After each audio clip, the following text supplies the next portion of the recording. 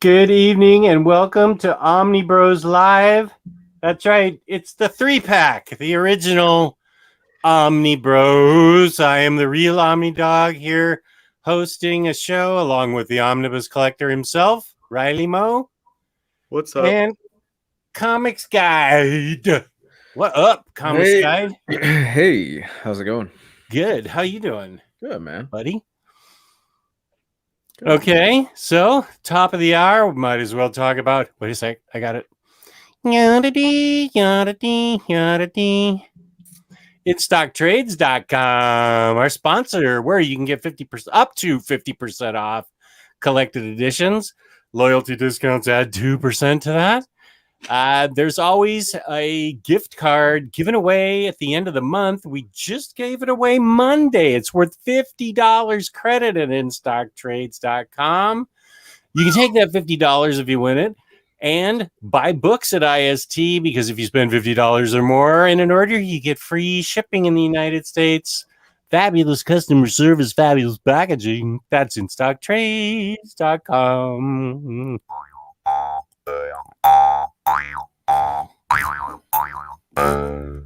That's right, buddy. InStockTrades.com. I love it. I love it. Thank you, Jeff. And I feel out of place without a mic. Mr. Fantastic's holding up my mic. That's what that is. Okay. I didn't see that. See, he's right here holding it up. And his arm goes up here. Did you spring for that enormous Galactus? Maybe. Did you do the Sentinel? No. Every time I post anything online about like a Marvel Legends that I have, everyone always asks, "Did you get the Sentinel?" And I'm like, "No, I'm not made of money." In all honesty, I wished I had gotten the Sentinel. I mean, I like the Galactus, but the Sentinel is way bitchiner, I think. And I'm sorry, I just didn't tune into it. I don't know. It wasn't on my radar. I have that one, the like 18-inch tall one. Now that's the Build-A-Figure from earlier? No, that is basically, it was the same as the Marvel Universe Sentinel that scales with the 3.75-inch figures. But it was like they just did a repaint on it and then repackaged it with Days of Future Past Logan. Oh, wait. Do I have that? I think I might have that. Was it a 6-inch Logan? Yeah. I feel like I have that. Hang on a sec. With like the little gun and stuff. I left it in its packaging if I did keep it. Yeah, he has like a gun in a holster and his like jacket with the furry stuff on it. So who's seeing Shang-Chi this weekend? Yeah, I do have it. I don't know. I might be. Most like, is it Shang or Shang? I'm sticking with Shang because that's how we pronounce it in America. Damn it! I said this, I think, a couple weeks ago, and in our chat, like we were talking about it. Yeah, that's it, Jess.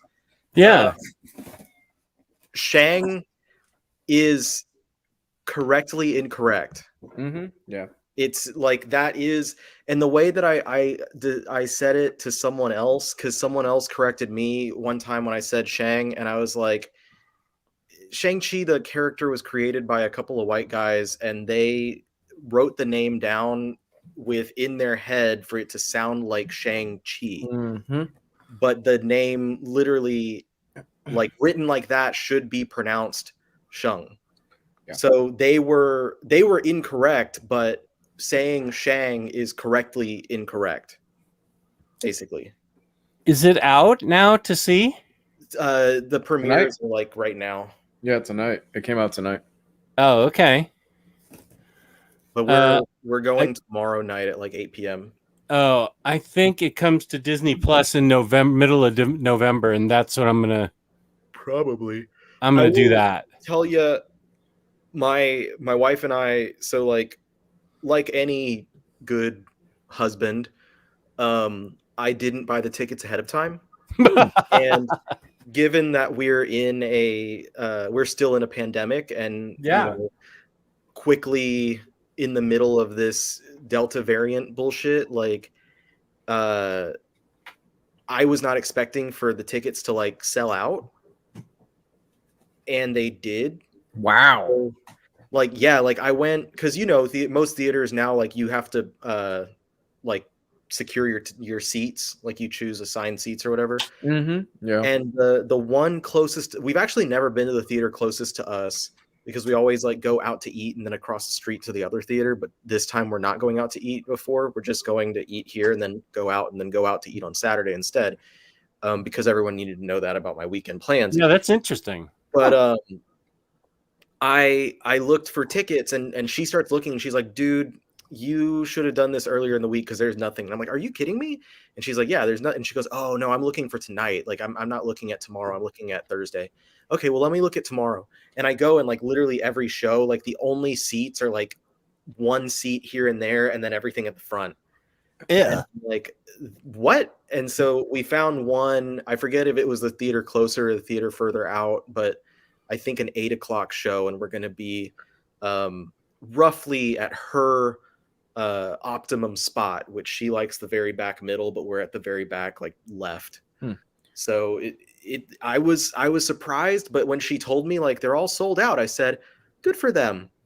Because that's important too, because if this movie like flops, this is really going to be a decider of like everything else getting pushed back, because they're all pushing back. Like, I know y'all have probably seen Top Gun got pushed back again. I don't want to talk about it. Pushed that hurt the most. I think a couple others got pushed back already as well. And so now it's like, if this one does well, there's less of a chance that, because it's already rumored that Marvel's going to push back Spider-Man until like February or March. Yeah, we talked about this last night on the show, is that I firmly believe that a lot, and not just Marvel, I think a lot of studios are going to be looking at how Shang-Chi does, or Shang, and they're going to be deciding, will we put out our big tent pole fall films in the fall, or are we going to wait it out and see? Based on how Shang-Chi does? I could totally see that.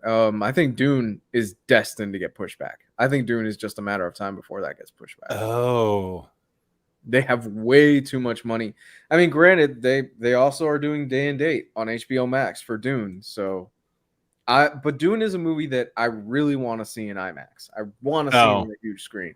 Was it filmed in IMAX? I believe it was. Well, then, yeah, you should see it in IMAX. So Dune is definitely one that I definitely want to see on the big screen. Let's talk some more about my Sentinel. Because it's Boss. How would you know? It's not out of the box. It's such cool packaging, I couldn't take it out. Look. I don't disagree with that. And I actually I hung on to I think that's the proper word. Hung on to it for a while. And then I think I threw it out whenever we moved. Oh, you threw away the box? Yeah, I couldn't keep up. Yo, but let me show you what I did get. You keep showing that off. I got something. Okay, I mean, look at the back of this box. No, this is a Legends duck collector. This isn't the HasLab thing. This is miniature compared to the HasLab thing. See? This is just tiny Sentinel compared to the 4-foot Sentinel that'll be sent out. Sentinel Junior. But I think that Sentinel is getting close. How's that for boxed toy? Oh, Turbo Man. I've been seeing those on a lot of the action figure groups. So people really want that. Yeah, they re-released it. Funko did. And this one inside the box is actually my original. And here's the new one. They're like, I did a comparison video on TikTok, and they're like identical. Everything's the exact same. I lost the jetpack for my old one, so I took this one off and it fits into the new one. The only difference is the old one has like the copyright stamp on his butt, and the new one has it, I think, on the back of the battery pack. Yeah, which makes more sense. But that literally is the only. Everything is the same. The sound effects, I'm pretty sure, are the same. the light up legs. Oh, that's cool. I think the voice is a little different. I can't remember, and I would test it, but this one's voice box died like last Christmas, so I can't say for sure. But the box, this is exactly what I remember the box looking like to a T. But do you have Booster? Isn't it Michael Turner artwork? Do you have Booster? That's what counts. Nobody wants Booster. Here's a question from the Collector. Did everyone see Batman Year 2 by McFarlane with his signature in every box dropping at Target tomorrow? Yeah. Only Omar cares about that. He thinks he's limited to only X-Men figures. This is Year 2, and he'll find some guns that will fit in Batman's hands because DC's a big weenie and won't ship out any guns with any of their figures. So Omar's excited about this, even though he may pretend he's not. He has to be. Is that true? The figures thing with DC, they won't ship out any of their guns now? No, that's wrong. Oh, okay. I've heard that and believed it, and now I'm looking at Thomas Wayne. He's got 2 guns in his hands, and Madness Machine or whatever that Batman is like 45 guns on him. But what about the more important McFarlane Batman release, the Tonka Toys Big Wheel Batman? Oh, wait, I have that. That looks horrible. Yeah, I said earlier in our chat, I said it looks like the type of like knockoff toy that I would get for Christmas back in '93. Oh, wait, what was the... Oh, I must be thinking of something different. It's based off of like the big rig like truck in, I guess, death metal. That was in our chat? Yeah, I put it in the chat earlier. Okay, wait. I made a funny joke. Everyone laughed except for you, Jess. I wasn't in a position to laugh. We were walking out the door to go to our anniversary dinner. Okay, here it is. I'll put it up. That looks terrible. Wait, did you already put it up? No, I'm holding my phone. You can put up your own photo so it looks better on the screen. Okay, just a sec. Oh, wait, Curly Joe. Oh, we have to change our names. Curly Joe Marita. Edit name. Where do I change my name? I love the Three Stooges. The 3 little dots up in the right of your picture next to the microphone. Oh. And I will share that picture that you think I didn't laugh at, but I did. I just couldn't post it. This is the oddest Three Stooges. It's like... Wait, why are you Shemp? Everybody Shemp. Shemp was the worst. Hey, don't talk shit about Shemp. Shemp was terrible. The Three Stooges were never the same after Curly left. Oh, no. No, not at all. Entire screen, window, Chrome tab. Why is my... Not even Shemp like being Shemp. This matches. I wear it well. What the heck? What's going on here? Why entire screen? I want to see the Batman Tonka toy. Come on. I know. What the... Okay, wait. I'm gonna have to... Oh, okay. Wait, I just figured it out. I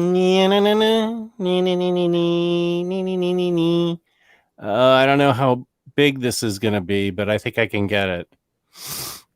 I can. Better than my phone image. Yeah. Okay. Share screen. Window. That thing. There we go. So yeah, it's a Batman Tonka toy. Tell us about this. It's terrible, and he should feel bad. That looks really bad. It's even packaged in like the open box that like the cheap knockoff, like off-brand toys are in. It You- looks like something that I'd find at Fiesta, like outside of the Fiesta. You know what? You laugh at this, but it's September. There's gonna be a bunch of kids that are gonna see that and think that is fucking badass, and they're gonna Yeah, want one it's under gonna their be the Christmas kids. tree. It's gonna be like the 10-year-old kids, but this is part of the line that's supposed to be aimed towards the adults. I mean, we had Rambo toys growing up. I had a Terminator action figure. I think I'm kids not will be saying alright. that, like, yeah, I had the same stuff, but like he's not hitting his audience here. And it's just Yeah. another like example of like basically McFarlane cucking over Capullo. It really yeah, I agree with you that he's definitely not. This thing is not for his audience, or Is this a Capullo design from Yeah. where? Yeah, it's from I think it was from Death. It's either Metal or Death Metal. Pretty sure it's from Death Metal. Okay. That's the like I do not like McFarlane's DC Multiverse line whatsoever because it's like 90% focused on Batman, and of the Batman stuff, more than half of it is from Metal or Death Metal. And it's Oh, basically I know, and it's so like, cool. I like these The designs. Drowning and Red Dawn. I would be absolutely fine with it if he also did like as much focus on every other DC character. Yeah. He was doing a line for, you know, stuff from the other more recent events. Like, what if he did a Multiversity series where it was like characters based on the various issues of Multiversity that we find throughout? That'd be Morrison? cool. That would have been Wasn't awesome. Captain Carrot in that? I'm pretty sure, yeah. So you get like a Captain Carrot action figure. But would it sell? Is the thing. I can't because Will this sell? I think it will. I honestly do think this will sell. There are people that they love anything with a Batman label on it, and like I said, I could see kids looking at this online and saying, "You know what? I kind of want this," or a parent looking at this and going, "Yeah, I think my kid would like this." It's gonna be a 4-year-old like taking it to the sandbox and going. Yeah, no, exactly. That's really what this is. I mean, look, I don't think it's marketed for us personally. No. I think it's weird simply because this Dark Knight Metal was a Black Label book, and this clearly looks like a child's toy. He must know this looks like a child's toy, right? Like, Yeah. there's no way they designed this and because he gave his approval to it. There's no way he designed this and went, yeah, this. I'm sure like a 30 or 40-year-old man child would want this in their house. You mean Tyler Blunt? Okay, you got me there. It ain't me. That's all I'm gonna say. Because I'm pretty sure when Tyler saw that, he probably asked his wife, "Can I get that under the Christmas tree this year?" Oh, I don't know that he'd even wait for that. If that's out right now, he's already ordered it.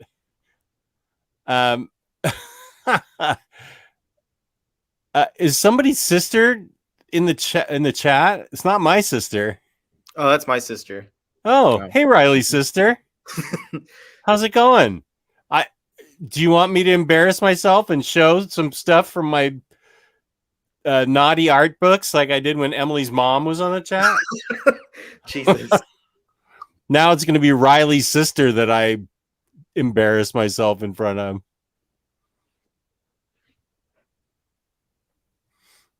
Okay. So I don't know why I labeled it the Three Stooges episode. I just didn't have anything else in mind. And Luis was saying something about the Three Stooges, and so I thought, okay, fine. So, did you want to talk about recent reads, Lou? Yeah, we could do that. We could totally do that. I know Riley and I aren't on the Monday show, so we could do that. Is that the plan going forward, Luis? You're not going to be on the Monday show? Only. I wasn't on this Monday because I was dealing with some personal stuff. Nothing big. It's just I couldn't make it this Monday, but I'll usually be on Mondays from now on. Okay, that's what I thought. Yeah, I'm taking the Gabe slot on Mondays. Okay. Well then let's I don't think we talked about what we read, so I'm happy to talk about reads. I've read plenty. I've already talked about a lot of it, but I'm happy to talk about it again. So, because most of it was pretty memorable, Okay. actually. So, the stage is yours. Oh, you want me to? Okay. Oh yeah, get fired up, man.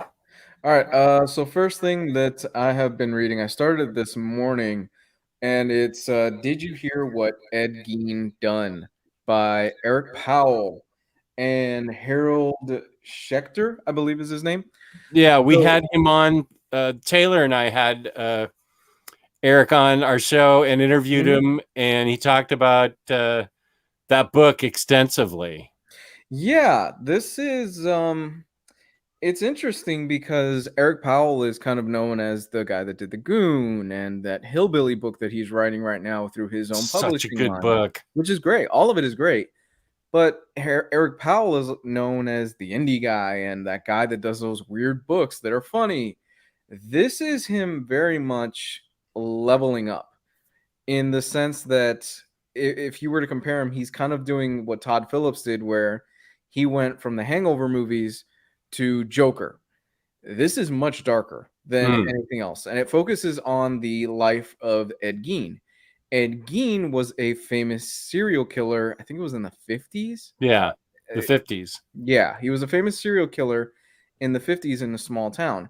And essentially, what I'm only about halfway through it. And essentially, what we have here is Ed Gein's life story.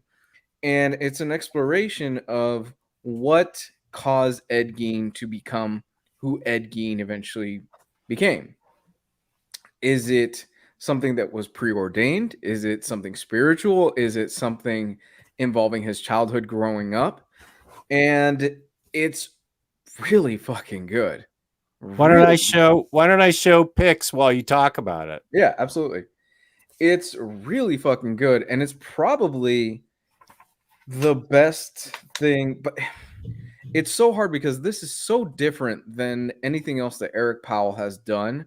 And I also have to give credit to Harold Schechter, who also co-writes on this, and Eric Powell does the art duty on this as well. It's so different in tone from anything else that he's done. There's no comedy in this. This is straight up a historical account of Ed Gein's life and what happened and everything that led up to it. I mean, the book starts out with a pseudo interview with Alfred Hitchcock, where they're asking him, "Well, your movie Psycho, which part of it was based on Ed Gein, and part of that was based, part of the book that inspired Hitchcock was based on Ed Gein's life." Excuse me. It it's very controversial, and Hitchcock has this beautiful narration in it, and it dives in after that into his life, and it's an exploration of his mom and how she was just not a good person, the father and his upbringing. I I dig this. This is right up my alley. My degree is in criminal justice, so I'm always fascinated with these type of people. And if you know anything about Eric Powell's art, Powell is a wonderful artist. I think he is severely underrated in the comic book genre today. And I think part of that is that he's relegated to the indie stuff and his goon stuff and the hillbilly stuff, and I don't think he gets the recognition he deserves for his watercolor style. Both of these guys are on full tilt here, and if you have even a passing interest on Ed Gein, which if you've seen films such as Texas Chainsaw Massacre, uh, Alfred Hitchcock's Psycho, all those took inspiration from this real life story about this guy. So it's great. I love this. I can't wait to finish this. And like the other book that I'm going to talk about today, it's definitely going in my top 5 for the year. Nice. Yeah, he that's pretty much, that was the second half of our interview with him, was talking about the research he had to do for this book and what he wanted to say with this book, and he was a very interesting guy. Mm-hmm. Yeah. Yeah. Yeah. I don't know how much of the writing duty was Powell and how much was Harold Schechter, I believe is the co-author's name. Yeah. But I will say this is a gem this year, and I don't think you guys should miss out on this. It's really good, and I was just impressed. I was impressed, honestly, with the level of restraint from Powell, because Powell, his humor is at times very childish, and that hits me in my funny bone because my humor is a little bit childish at times, and that works. This is straight up. There is no bones about it. This is not childish at all. There is no humor to this. Bones. This is this is 100% a historical depiction of what they think happened. Nice. This is great. This is absolutely great, man. I think it's selling well because it's kind of hard to find. You do have to hunt for it. If you don't want to go to Amazon, you kind of have to hunt for it. And I'd be surprised if he didn't do a second printing of this. I don't know what the plan is. It's strictly from his label, Albatross Funny Books. So it's sold out immediately from IST. Yeah, and this is not knocking the guy. I kind of hope he does more of this, to be honest. And I kind of hope he starts moving more into this stuff versus, the Goon stuff is fun, and what he does with the Hillbilly book is fun. Those are great and fun books. I want to see more of this from him. Like, this is right up my alley, where I love Brubaker, but I'm getting tired of Brubaker. What? Hold on. Shut your whore mouth. I'm getting tired of Brubaker because Brubaker's doing the same thing. He's great at it. Hear me out. He's fantastic at it. He's probably the best one doing it. But I'm getting tired of Brubaker doing the same thing over and over. I really am. I want to see. I don't have words for that. I could just get rid of you. Okay, just a sec. That's fine. There. So, anybody else want to not agree with me? In today's world, that's what happens. You get canceled. No. Hear me out. I did hear you out. I think Brubaker is fantastic at what he does. He is the best crime writer in comics that we have today. But that's all Brubaker's written for like 4 or 5 years at this point. When was the last thing that we got that he broke out even a little bit out of the crime stuff? Fatale? Kill or Be Killed. Had a horror element to it. Yeah. Right? That was a few years ago. Yeah, and Fade Out was still crime, mystery, Hollywood. Yeah, pulp, and Cruel Summer was kind of in the criminal genre. Mm-hmm. There's pulp, and then the new series, Reckless. I get what you said. I love Reckless. I love all the stuff he's put out. I miss Brubaker doing superhero books because it gave us that different side of Brubaker. Yeah. Mm-hmm. I actually want to see more of that. I really do. I think it'd be great. The next book that I have on my list is Censor by Junji Ito. Oh, is this his latest? This is his latest. Censor by Junji Ito. Now, anybody that knows anything about Junji Ito knows that Ito is regarded as one of the best manga writers around right now. First of all, we had a great video bomb right behind you. It was awesome. Yeah, I know. It was up there. It was again. That's so awesome. Censor by Junji Ito. I think Ito is without a doubt one of the best working in the business today, especially in the area of horror. I think he is without a doubt probably top 3 guys working in horror right now. And this is another gem. It's another gem in his catalog. It's kind of a weird one, as all Ito stories are. It involves a volcano. It involves Christianity. It involves the occult. It involves strands of hair and bugs. And it's all the good stuff that you get from Ito and cosmic horror. So I love cosmic horror. That's right up my alley. I think you dig this, Jess.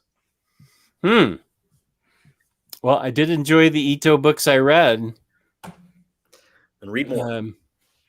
I think I still have what was the Spiral one? Uzumaki. Yeah, I think I may have kept that. I'm doing I'm challenging myself It really is what it is. But starting yesterday, every day I'm doing recommendations of horror comics and manga. I'm going back and forth between horror comics and horror manga. So what's that? 62 recommendations going through October 31st. And I wanted to start early because as I'm doing these recommendations, which are on my TikTok, I want to give people the chance to purchase those books, get them in, be able to read them and stuff. And I did the first one yesterday. I started with American Vampire. So I wanted to go with something that I hadn't thought about in a while. And I really loved that series. I haven't finished 76 series though.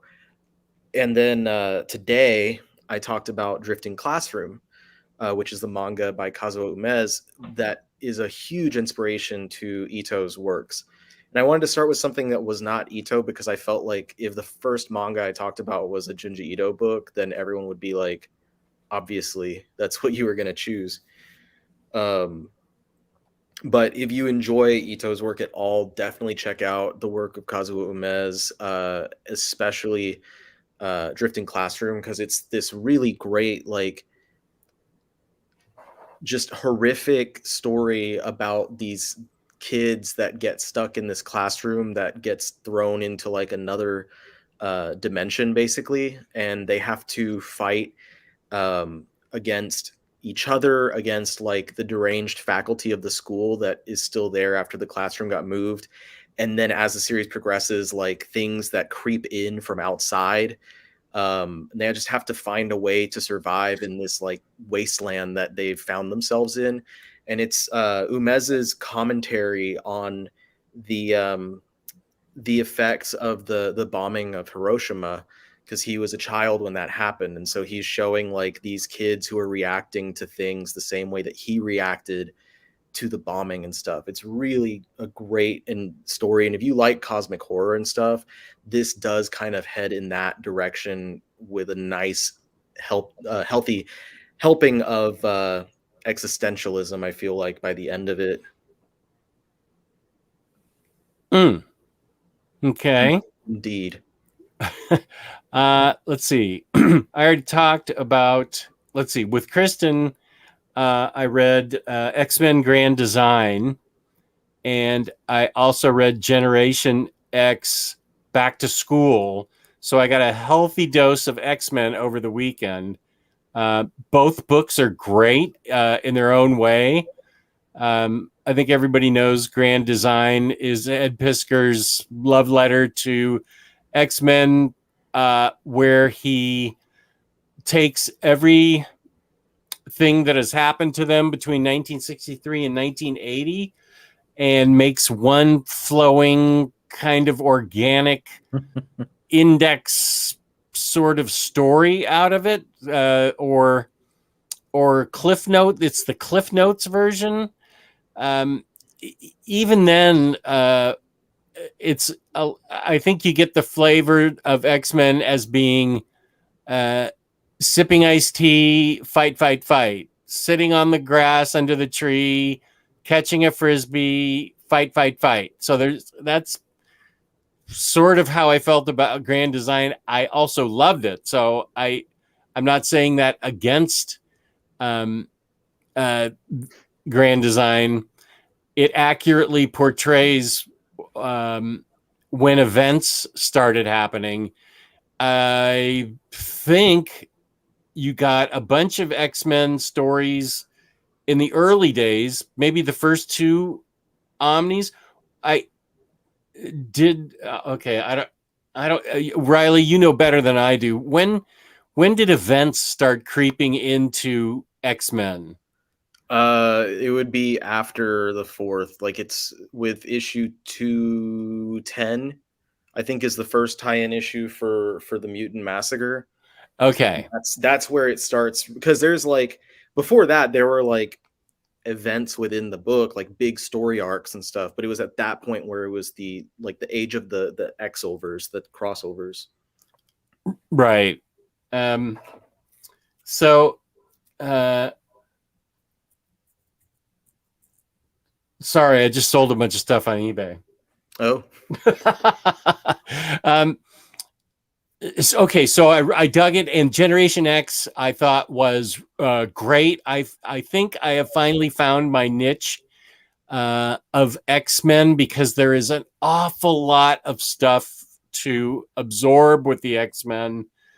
And at one point I was feeling overwhelmed because I wanted to try and get every major book, major omnibus, all the omnis, all the oversized hardcovers, and then whatever trade paperbacks I could get of them.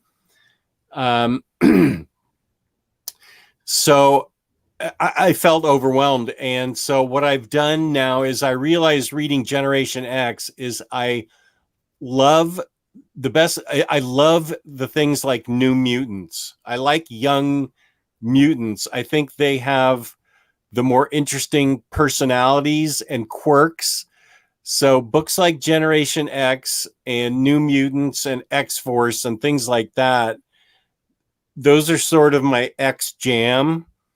And obviously there's a lot I need to read, and I have my favorite characters like Magic and Emma Frost, and I try and read as much Emma Frost as I can, and Magic, but I'm sort of slowing down on the idea that I can actually read all of this X-Men that I've collected. Mm-hmm. If I got rid of everything in my collection and kept X-Men, I think it would still be 10 years that it would take me to read that X-Men stuff. Mm-hmm. Because I haven't read any of the trade paperbacks that I've collected, and that's not complete. I think my hardcovers are complete. Patrick from Germany and Riley both helped me organize everything, but there's a lot of stuff. And before that, X-Men, I read with Taylor. I read New X-Men and Astonishing X-Men, and he read Uncanny X-Force, and I had just read that. So I've read a lot of X-Men, and I don't feel overwhelmed anymore. I figured out my niche is going to be the young of X-Men, learning their powers and stuff. And I love Generation X Back to School. I just thought it was really fun. Is that the original Gen X, or is that the newer one? I believe that's the original one. It's an epic from the Yeah, okay. From the 90s. It's like 92 to 94. Yeah, I actually still haven't read any of the original Generation X series. Like, that's one of the blank spots. Like I've mentioned in the past, like basically the entirety of the 90s is a giant blank spot in my X-Men knowledge. Like, I've read pieces here and there of like stuff that was in the 90s, but like, whereas the 60s, 70s, and 80s I've read everything, and then like the 2000s and beyond I've read everything. The 90s I've only read maybe like 30% of what's out. And Generation X is one of those that I haven't read, so I need to do that. But the later one, the one that came out at the same time, I think, as All New Wolverine, was pretty good stuff. I think the writer was Christina Strain, if I'm not mistaken, and it was a team that had I think it had Kid Omega. It had Quentin Quire on it. Oh, with a couple of others, like some new characters in there, some other older characters are in there. It's actually pretty good. But there's I mean, there are a lot of like young mutant books to choose from. So you're not gonna have a lack of that. Like, you have the entirety of every New Mutant series. You have the New X-Men and New X-Men the second series as well. Which is where you get like the whole Kyle and Yost. Oh run. yeah. So that like there's a lot that you can enjoy of like younger X-Men stuff. And even in the modern things, like you've got before Dawn of X, there was like X-Men Blue, which was like the original 5 time displaced X-Men under Magneto, I think, at that point. This is why I don't collect the X-Men. It's a pain in the ass. It really Yeah, is. that's why I'm just trying to take small chunks of it and focus on it. That's the best way to do it. X-Men in general, I'll read the key stuff, but for the most part, it's such a pain in the ass to read everything and to collect it all. And this ties into this, and then you need this book because it has this. And fuck that. I'm not doing all that. I'm just not. I'm really not. I'm not sinking that. God bless you, Riley and Omar, because you guys love it and you read it great. I just don't have the time I just don't want to invest into it. Me personally, I can't do it. It's such an odd period of books, like specifically when you look back at the 80s when the X-Men first became a franchise instead of just a single book, because most of it was written by the same person.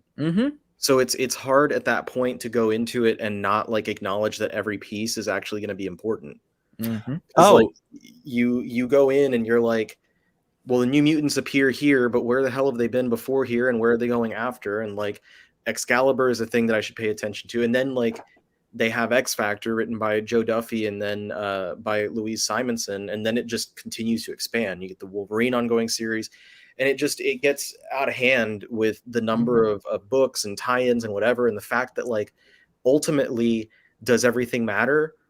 Yeah, kind of. Like everything winds up being important, because otherwise if you watch the conversations that we have on Map My X, like Peter especially is like, well, you have to throw this one in there, because if you don't have that issue in there, then you're not going to understand why this happens and this character does this. And it's like, I hate it, but you're right. Like it's true. I also at Omar, I asked Omar because of Astonishing X-Men, because of the ending, I asked him what happens after that with Magneto, and he said that was in Excalibur. And so I've been reading. I'm up to issue 12 of Excalibur, volume 3 of Excalibur, and it's really good. It's by Chris Claremont. I'm reading it on Marvel Unlimited. I'm really digging it. It's I feel like it's more, well, it's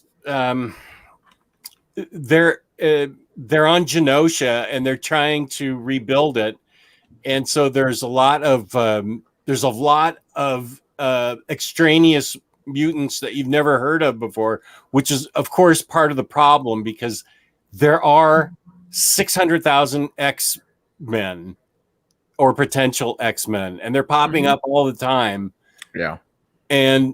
But Excalibur, I get now why people like Chris Claremont so much, because he wrote New Mutants, right?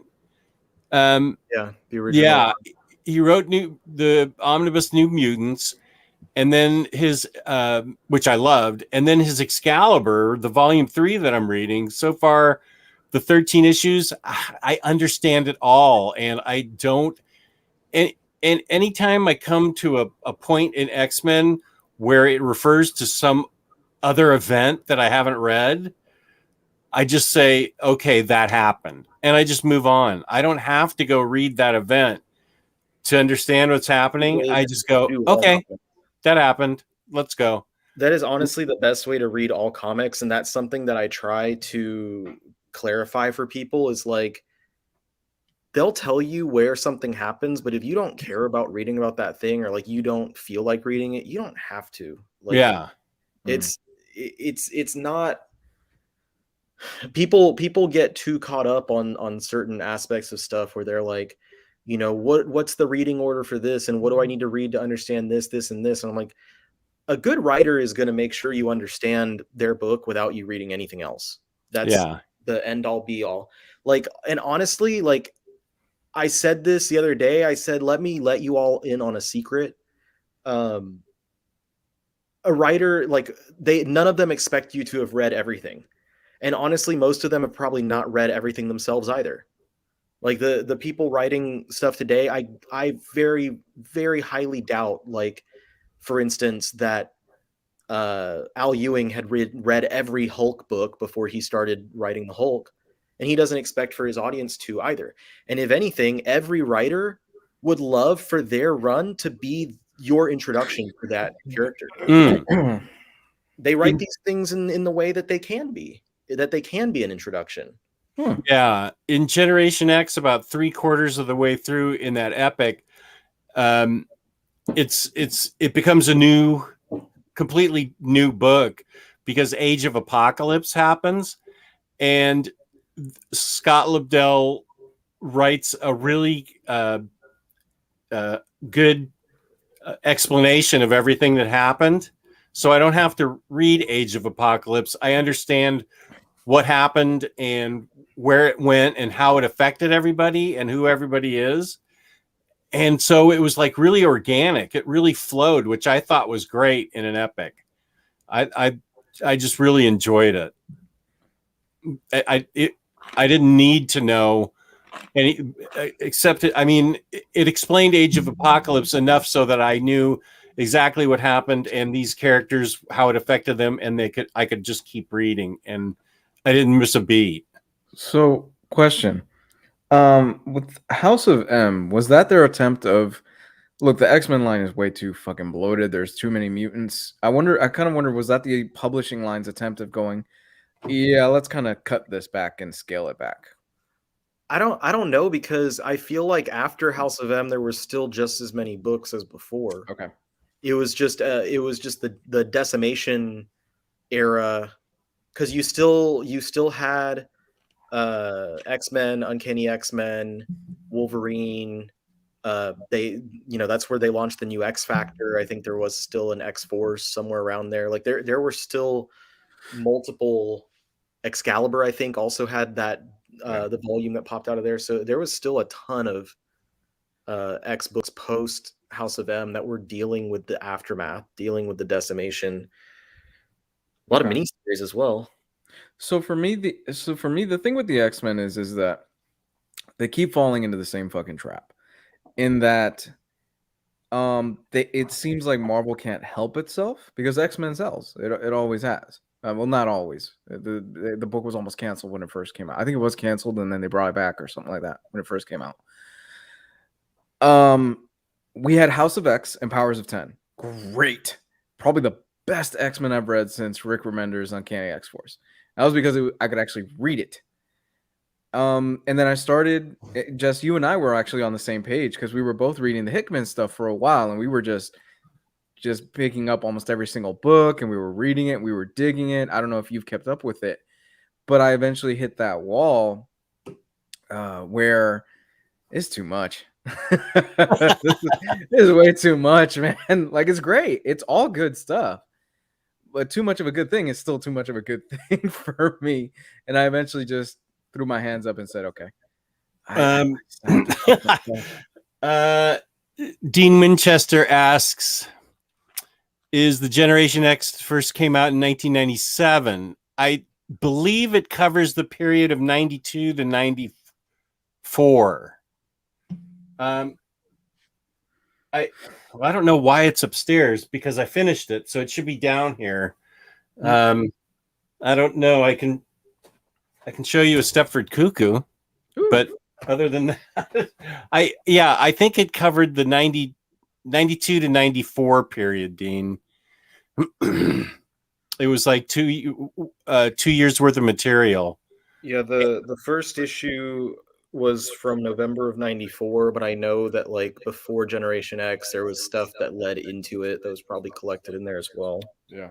Oh, okay. It was called Back to School. I mean, I can run upstairs and get it. No, you're fine. Oh. I've actually only got like another 7 minutes that I can be on. Oh, well, let me talk about books that I read and then we can wrap Okay. up. I've not like sat down and read a full book. But I've been revisiting some stuff to make videos, and one of those, someone asked me to read an excerpt from an issue from Blackest Night, and it's been years since I revisited Blackest Night, and I like flipping through the omnibus, I forgot how fun that event is, and the specific part they wanted me to read from was Green Lantern 44, which is the second tie-in issue from Green Lantern. And at the beginning of the issue is where Barry and Hal find, spoiler alert, someone had desecrated Bruce Wayne's grave. And they're like, oh, they took his skull, and they're talking about it. And they have a conversation, a little back and forth about like how Hal Jordan doesn't do a good job of like hiding his secret identity because all he has is that little domino mask. And Barry tells him, like, Kyle Rayner wears a mask that covers most of his face. He's a smart kid. And then Hal is like, well, Clark wears a pair of glasses. And then Barry's like, Clark, lowers his voice an octave and slouches and wears clothes that are 2 sizes too big. And so they have the back and forth about this. And it like, I was like, this is really weird. It's kind of choppy. Like the dialogue is weird here. And then I paused for like, I literally like thought on it for like a day. And I came back and I'm like, oh my God, it's because they're boomers back from the dead. Like they're Silver Age heroes that have been gone for decades. Like Barry literally just came back before Blackest Night, and Hal had not been back, but for like 4 years or something. So like they had literally both recently come back after having not been alive and around the other people since like for decades at this point. And their dialogue is kind of like Hal Jordan says, "You've been reading the internet," which I thought was like the way he says that. And like he says something like, I'll never understand how Bruce got Lois Lane that way. And then Barry's like, some women are into introspective guys. And like the way that they're talking, right. And Barry calling Kyle like he's a smart kid, because Kyle's not that much younger than them realistically, but he calls him a kid because like the time that they were actually born, like Barry would have been born decades before Kyle was, even though they're probably like 10 years apart. So it's just really funny to me that like the way that John's like successfully pushed that in the dialogue of just one little scene that like I sat there and came back to it and I was like, this all makes sense. There are a couple of boomers around like a bunch of millennials, of course. So I revisited that, and then I also revisited Jess's favorite Spider-Man story, and everyone's other favorite Spider-Man story. So I was going through like the worst Spider-Man stories, and Sins Past and One More Day. And, J.J. Abrams' son still takes it. I don't. Yeah, no, that one was something else. Here's a spoiler for the Golden Kirkman this year. He's taking it. He's winning that one. What I haven't figured out is how to get books off of my iPad. That thing's in my iPad, and I haven't figured out the technology to get rid of it. Can I tell you, that is an achievement. It is so bad. It made me retroactively look at all the stuff that I rated bad and go, you know what? It wasn't actually that bad. That's what you measure bad things against now. You have to try to write something that bad. It is truly a work of art. How terrible that book is. It is so bad it makes Sarah Pichelli look terrible in retrospect, and she's an amazing artist. That book is horrible. I still have nightmares of that thing. Okay, that book, what's it called? Spider-Man Life Story? Or no, it's Bloodline. Bloodline. Okay, Spider-Man Bloodline, Batman Damned. Bloodline. Damned. Whoa. Bloodline. Whoa, that's a statement. So that's what you're measuring all other bad books by. Yes, absolutely. No, but I apologize for my review for Batman Damned. I still think Batman Damned is horrible. I think it's terrible. Still a terrible book, but it's still a terrible book. But not terrible. At the very least, the art is good in Batman Damned. The art is what you pick up Batman Damned for. Sarah Pichelli seems like she is phoning it in on that book, in that Spider-Man book. Like that is not her best work. We have seen her do much better than that book. It's incoherent at times. Stuff just happens, and then you move on to the next page, and there's no flow from panel to panel almost in that whole book. It is horrible. Yeah. Yeah. Let's see. I do have a banner that we will be using then, and that is this banner. The Golden Abrams Jr. Yeah, we may rename it. Maybe we should rename it. But I was going through the Clone Saga and like flipping through because I was also looking for someone had asked me about stories with Dr. Octopus, and there's a pretty decent one during the Clone Saga. And there's a part of the Clone Saga that like I feel like people don't talk about as much, and like they talk about characters like Hank Pym is an abuser. Like that's the first thing when you talk about like abusive spouses in comics and stuff. Hank Pym is the first name that pops up. But no one ever goes back to the issue where Peter smacks Mary Jane into like a machine and causes her to miscarry their baby. Whoa. We don't talk about I didn't that. know about that. But everybody's warned me away from Clone Saga, so I've never read it. Is that And the the one thing- where wait, is that the one where Gwen Stacy has the child with Norman Osborn? No. That's Original Sin. That was like 10 years later or whatever. Okay. But All right. but this was during the Clone. I don't remember if it's. I think it might be in the second of the Clone Saga Omnis. But like Peter gets upset, and it's the same type of thing as like the Hank Pym thing, where like Hank turned or whatever. But like no, Hank. That was the mistake of the artist. That was like because the writer was like, no, that's not what's supposed to happen. But with Peter, he turns too fast and like hits her, and she goes flying into a machine, and she was pregnant, and she lost the baby because of that. And was that an intentional act? He accidentally turned and hit Oh, her. okay. He was mad, and when he turned, he smacked her, and she flew into the thing, and like the it shows her like limping against it. And it doesn't get brought up, and the reason why I was thinking on it so much was because I don't know if it's still canon, like because of One More Day. And that's why I bring it up, because I want to like bring this question out of like, because of the fact that Peter and Mary Jane's marriage at this point didn't happen, how much of their relationship is rewritten?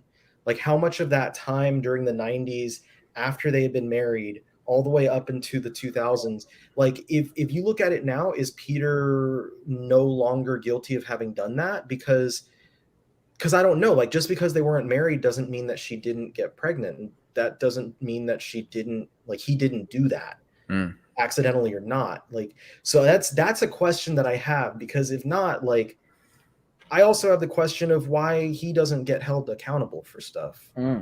People like to just kind of, for lack of a better term, whitewash his entire life and say that he didn't ever do anything wrong, but purposeful or not, that was pretty screwy. Hey, here's another quick question for you guys. Who's excited for an Immortal Hulk omnibus? I don't think it's happening. I don't think well, you know what? I know what you're going to say. They did Spider-Man after Jason Latour. What? Yeah, but this is bad. Wait, what happened? Pretty bad. Oh, I don't know what you're talking about. What happened? Okay, real quick. So Joe Bennett, the artist of Immortal Hulk, great artist, right? Yeah. Kind of got into some problems. A leaked image from 2017 came out, and it's a little bit anti-Semitic. Leaked did get in. What was it, last year or earlier this year? The issue with the jewelry shop that was missing a letter. Oh yeah. Yep, and we kind of just brushed it off. I remember that because we talked about it, I think, briefly, and we were like, it was probably just a mistake. Yeah, well, an image came out from 2017 that's pretty anti-Semitic, and Al Ewing has said he's not working on him. He's not working with him anymore, even though Immortal Hulk is done. Like, the book is done at this point. Yeah. What when you say anti-Semitic image, what was it? Joe Bennett doing what? Look at the chat. One that Geo had shared. Sorry? The Geo shared something earlier with us. Today? It's in the chat. Yeah. It's you don't have to scroll back far. You could see it pretty quickly. Like literally Gabe commented on it, and that's like the most recent thing in there. You can see like the caricatures of Yeah. people at the bottom are all very not good. Is that the Marcos Martins something? Yeah, that's the one. Okay, I don't know. I didn't understand this image. Oh, looks like Joe's going to get canceled soon. Mhm. What is this image? I mean, what what context is this? What is this? It's something about Brazil. Is Joe Bennett Brazilian? I'm not entirely sure, but that image is very anti-Semitic just because of the way that he draws the people underneath the horse and the guy with the flaming sword. Okay, I don't I don't understand the image. What was this? Like an editorial thing, or was it from a comic book panel? I'm not entirely sure if that was just if that was like a private book that he did, or if it was a sketch he created, but it came out and it blew up online, and now everybody's calling for Marvel to axe him from future projects. What identifies these people as Jews? The nose, and it's just a caricature, and it's extremely racist. What is the is that Portuguese that it's written in? Yeah. What does it say? I don't know. It says, hold on. I'm not challenging you. I just don't get it. It's out of context for me. Okay, so it would be. Is that like the Aryan race with the flaming sword?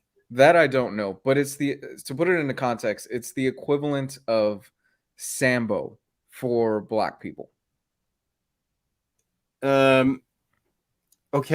I just don't I don't understand it. That's okay. I just need a little more context for it. Yeah. I think the problem is I don't speak Portuguese, so I don't know what he's saying here. I don't either, but I saw the image and I was like, that'll get Oh, you. Really? Okay. Yeah, that'll get you kicked off of what's the red Marvel. What's the white star on the red background mean? I don't know.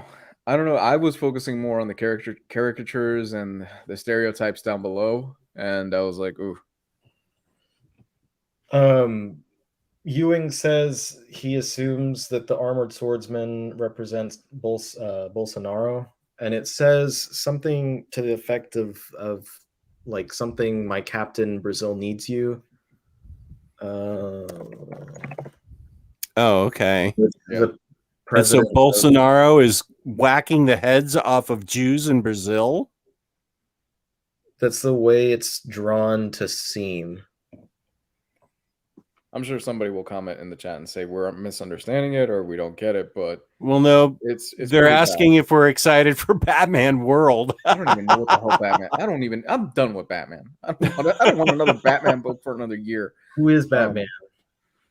So yeah, I don't know, man. I don't think we'll get a Immortal Hulk omnibus after this. Okay, I need to be educated on this picture because I just don't know what's happening. That's okay. Yeah. Yeah. I'm not as media savvy, social media savvy as you guys are. So I don't pick up on things like this that are obvious to you. I don't know. I see if I understood what he's saying, then I would understand maybe. I don't know who Marcos Martins is. I don't think he's talking about another artist, but he colored, I think, that picture. Oh, he was just praising the colors. Yeah. So, what do you think? Are we getting an Immortal Hulk omnibus? I think they'll finish out the run, obviously, with the trades and maybe hardcovers. But I think they might want to get away from this after. Okay. I'll have to look it up and get an explanation from some website. The art in question features Jair Bolsonaro, president of Brazil, riding atop a horse with a sword in hand as he threatens caricatures of his political adversaries, including ex-president Dilma Rousseff, ex-president Luis Ignacio Lula da Silva, ex-governor and Senator Aécio Neves, who appears to be sniffing cocaine, and ex-president Michel Temer. Two other figures are also represented, one of which may be Minister Dias Toffoli. Bolsonaro's chest plate displays the Brazilian Republic symbol, and the red flags of the opposition are PTs, one of the biggest left-wing parties in Brazil. So This guy does look like he's snorting cocaine. If it's not meant to be a caricature, then it's of, you know, a racist caricature, then he's definitely drawing someone that's like, it'd be like someone drawing right-wing American politicians decapitating left-wing American politicians. And you're inferring that they look like stereotypical Jews. I think it looks anti-Semitic, personally. Okay.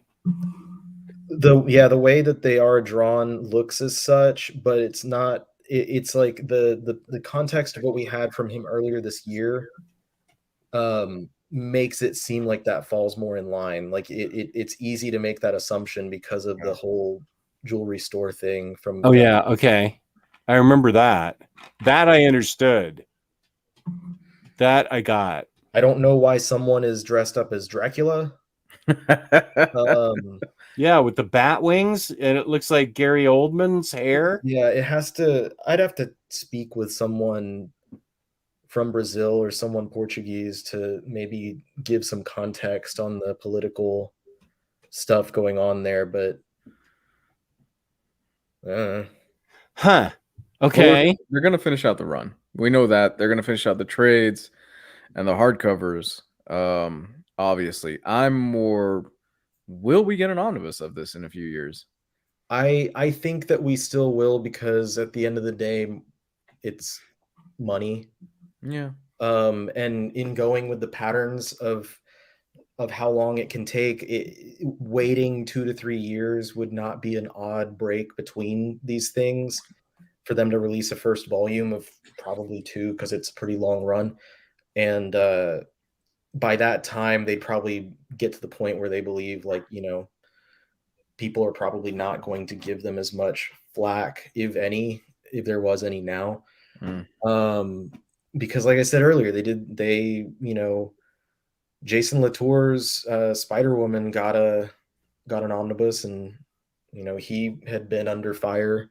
Spider-Gwen. Then you got the Spider-Gwen, and then also on the other side of things, DC is still putting out the Batgirl of Burnside omnibus, even though, you know, Cameron Stewart came under fire for stuff.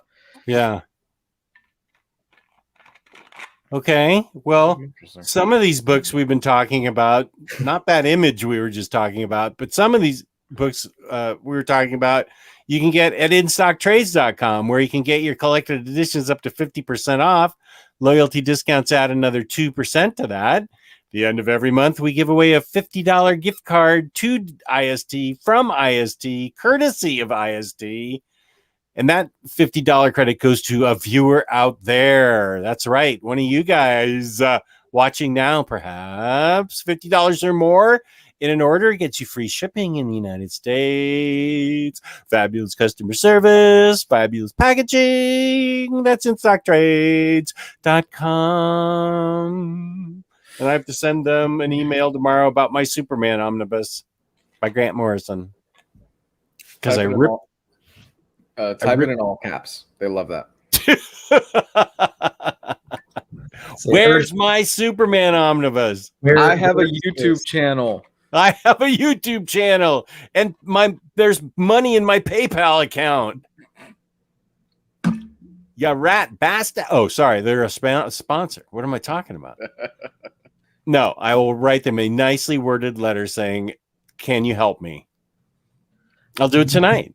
No. Go somewhere else, kid. Okay, well, that ends tonight's show because I need to go up and put a puzzle together with my wife. It's our anniversary, Aw. and I promised I'd go up and we'd finish the puzzle. It is so cool. It's a Superman puzzle, and it rocks.